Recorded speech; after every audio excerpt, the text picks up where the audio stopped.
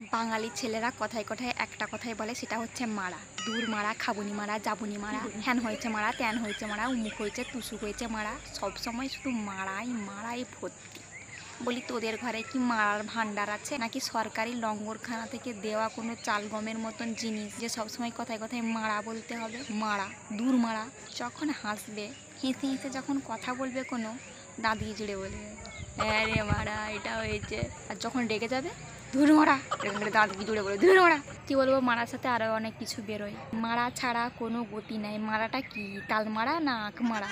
মারা শব্দটা কোথা থেকে উৎপন্ন হয়েছিল তোমরা জানো? কেউ কমেন্ট করে বলবে তাহলে। কথায় কথায় মারা মারা কেন বলা হয় তাহলে? মারার মধ্যে এমন কি আছে? মারা শব্দটা এসেছে কোথা থেকে? মারা বলে কি সুখ পায়, কি মজা পায়? ভালো ছেলেরাও বলে মাঝে মধ্যে যেন মারার বর্ষণ হচ্ছে, বৃষ্টি হচ্ছে। মারা তো আছে, তার উপরে আবার আছে বাল। তারপরে মেয়ে মানুষগুলো তো আছে আরো। মেয়ে মানুষগুলো কথায় কথায় শুধু একটা কথাই বলবে, হারামজাদি, মাগি। আমি কথাগুলো বলছি, সিরিয়াস ভাবে নিও না।